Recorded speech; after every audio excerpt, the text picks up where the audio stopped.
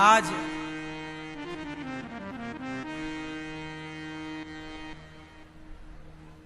अहमदाबाद में एक बड़ी दुखद घटना घट गई। लंदन जाने वाली एक फ्लाइट क्रैश हो गई। आज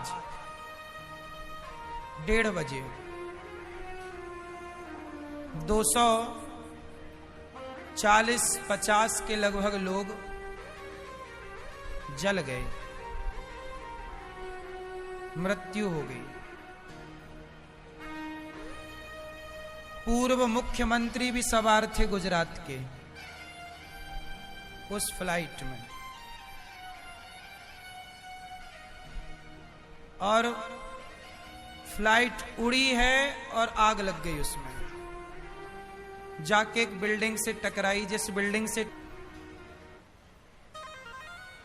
बड़ा दुखद ये घटना है। कितने निर्दोष परिवार बेचारे, कितनों के बच्चे, कितनों के अपने माता पिता, बहन भाई, पति पत्नी उस एक्सीडेंट में चले गए। इसलिए हम आपसे यही प्रार्थना कहते हैं, ये हादसे हमें ये सिखाते हैं कि हमें अपना काम अच्छे से करना चाहिए। जिस आदमी ने उड़ान भरने के पहले प्लेनों को चेक करने वाले इंजीनियर होते हैं, जब फ्लाइट उड़ती है ना, उसके पहले पूरी उसकी छानबीन होती है।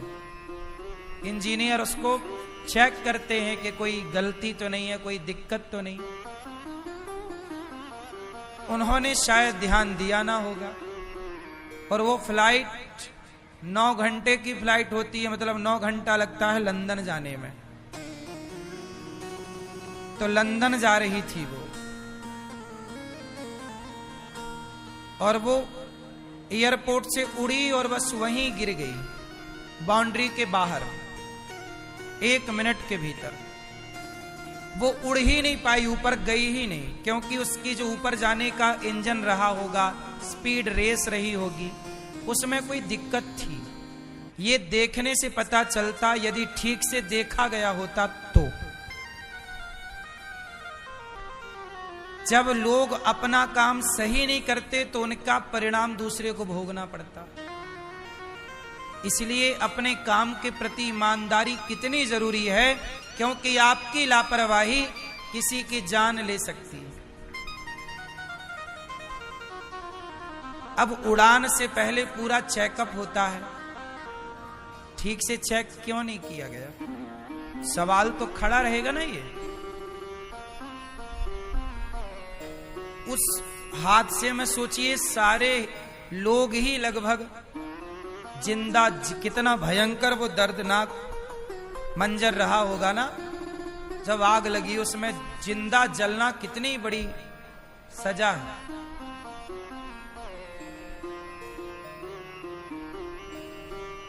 बड़ा दुखद है ये, डराने वाले हैं ये हादसे। भगवान से हम यही प्रार्थना करेंगे कि उनके उस फ्लाइट में जितने भी यात्री थे सब भगवत धाम जाएं और सब भगवान की कृपा को प्राप्त करें, और उनके परिवार को ये दुख सुन करके सहन करने की शक्ति भगवान उन्हें अवश्य दें। यही भगवान जी से प्रार्थना, क्योंकि ये तकलीफ सही नहीं जाती। जिन्होंने उनमें से अपनों को खोया होगा, बड़ा दुखद और दर्दनाक। गलती ना हो, अपने अपने काम को प्रत्येक व्यक्ति ईमानदारी से करे, तो ये हादसे हो ही ना। अब कई बार ट्रेन टकरा जाती है, ट्रेन टकरा गई आपस में। अब ये बताओ ट्रेन टकराई कैसे? जो वहां पर बैठा है सिग्नल देने वाला, यदि वो गलत सिग्नल देगा तब टकराएगी, सही सिग्नल देगा तो टकराने की संभावना है ही नहीं। इतनी बढ़िया व्यवस्थाएं बनी हुई हैं, सबका रूट निर्धारित है। एक व्यक्ति की लापरवाही होती है, वो सिग्नल देना भूल जाता है, या सो जाता होगा, भगवान जाने। गलत सिग्नल दे दिया, एक ही ट्रैक पर 2 ट्रेन आ गई, आमने सामने टकरा गई। कितना बार ऐसा हुआ और निर्दोष लोग मारे गए। आपकी एक जरा सी गलती कितना बड़ा नुकसान कर सकती है, ये सबक है। इसलिए कहता हूं कि अपना काम बड़ी ईमानदारी से करो। जो काम दिया गया है ईमानदारी से। लापरवाही आप तो कर लेंगे,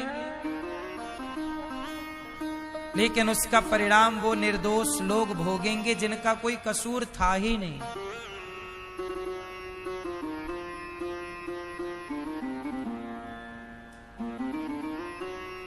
जबकि फ्लाइट की यात्रा सबसे सुरक्षित यात्रा मानी जाती है। लाखों फ्लाइटें रोज उड़ती हैं पूरी दुनिया में, लाखों, हाँ या ना, नेशनल इंटरनेशनल। पर हादसे कहीं कभी सुने जाते हैं, रोज नहीं होता। तब होता है जब कोई लापरवाही, जैसे आज लापरवाही हो गई।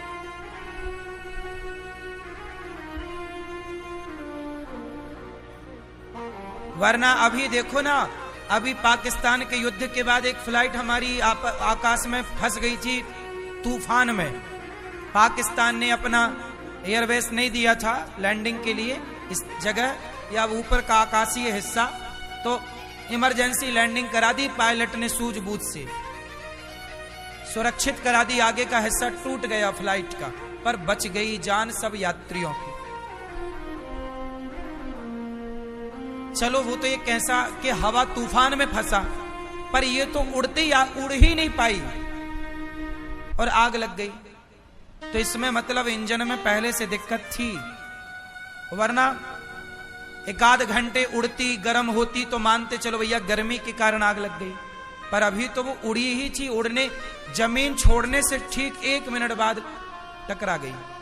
उस 1 मिनट में वो पायलट क्या करता, ऊपर होती तो बैलेंस बनाता, खाली जगह पे उतारने की कोई, अभी तो उड़ ही नहीं पाई थी।